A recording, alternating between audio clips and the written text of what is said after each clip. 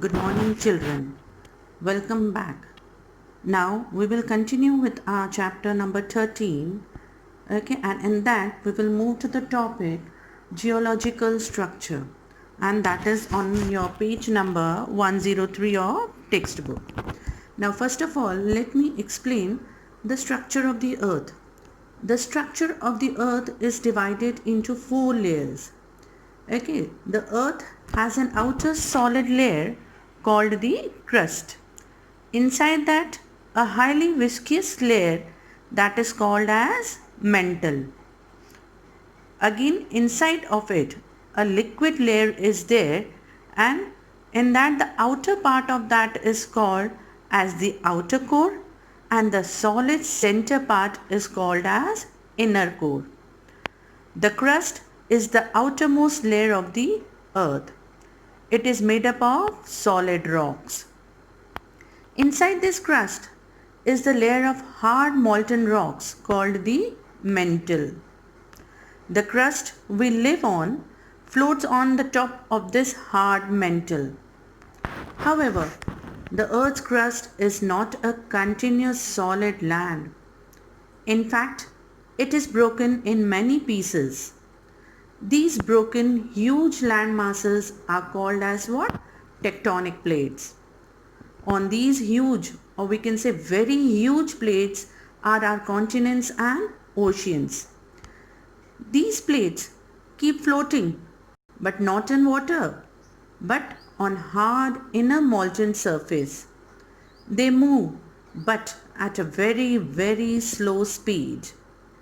They move at a rate of few centimeters in a year, or we can say at the same rate over the fingernails grow. Now, why do these plates move? What makes them move from one place to another?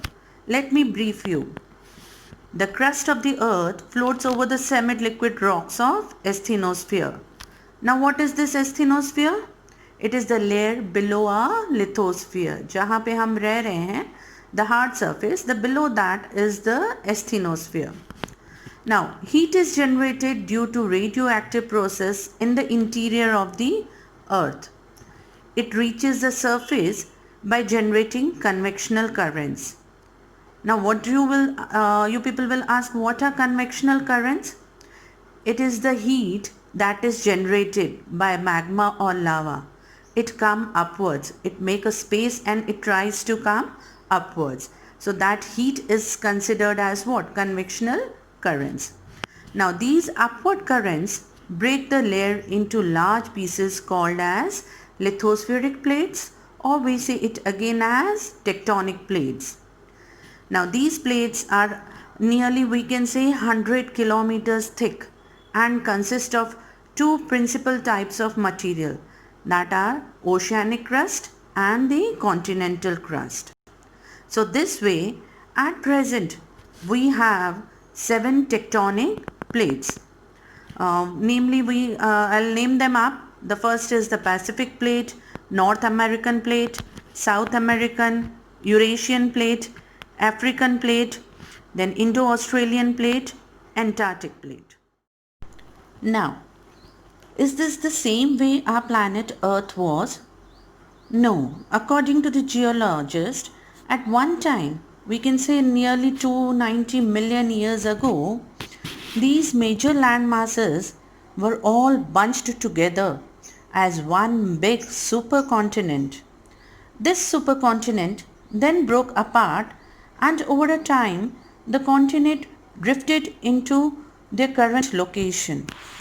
Now, these plates, as we have seen, somewhere move closer to each other, which are known as what? Convergent plates, and its process is called as convergence.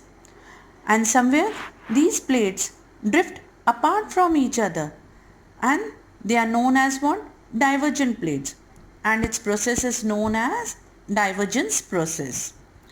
Another process, or we can say the third process, is called as transformation, where two plates slide with each other, or we can say rub with each other. With these process, we can say the process of convergent or divergent or transformation bring earthquake or tsunami or landslides. Such type of natural calamities occur because of the movement in these plates. Now when you see over here in this picture, how is the shape of the earth's crust? It has changed, and the solid crust here, it was known as what? Pangaea, nearly around 250 to 270 million years ago, and the water body was known as Tethys Sea. With the tectonic movements, these plates were broken and some part of it was drifted towards the north of equator, which was named as Laurasia, and the crust which was drifted towards the south was known as Gondwana land. Around 60 million years ago, you can see over here with the red lines the shape of our crust. You can see the shape of India as well, which was towards the south of equator. India was a part of a very vast and an ancient landmass known as Gondwana land. At that time, this landmass consists of South America, Africa, Australia and Antarctica. But with the time lapse, this Indo-Australian plate started drifting towards the north of equator. Over the millions of years, it moved towards the northern side. It passed through the equator and moved upwards. Now it is believed that this Indo-Australian plate moved north and collided with Eurasian plate. Nearly we can say around 5 crore years ago. Now due to this collision of Indo-Australian plate and Eurasian plate, we see the Himalayan mountains have emerged out of it. जो हमारे Himalayan बने हैं, how this has come up? Because of we can say the merging of Indo-Australian plate and Eurasian plate. Now to the south of Himalayas, a deep valley was being formed. But with the passage of time, this valley was being we can say deposited by alluvial, isn't it? The alluvial sediments were being deposited in these valleys, okay, from the rivers flowing from the north and south. Thus over here to the south of Himalayas, we can now see the Ganga plains, the Yamuna plains, and huge in the northern part of India, the huge plains were formed because of the deposition. Now a huge volcanic eruption took place in the northwest peninsular plateau. जो हमारा India का peninsular plateau दिख रहा है, वहाँ पे there was a huge volcanic eruption, and because of it the western portion of the plateau was disintegrated. Disintegrated मतलब टूट जाना. Okay, it was being disintegrated and was submerged. Submerged हो जाना मतलब अंदर चले जाना. Now this formed what? Arabian Sea. The Arabian Sea had emerged in the western part.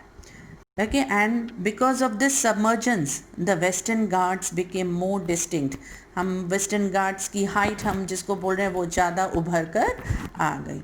So this is the way India has been formed. Now we can see the northern parts of India. We have got the Himalayas, how the Arabian Sea had come up, how the Western Ghats have been come up, how the northern plains, the Ganga Yamuna plains have been formed. So this way we can say the northern part and the southern part of India has come up. Okay, and this is not within few years, but it has taken up for millions and millions of years to form up.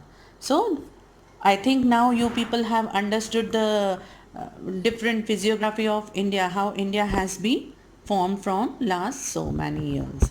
Have a look, you go through the pages, go through the lesson, and whatever you have not understood, mark it, underline it, and we will discuss the things later on.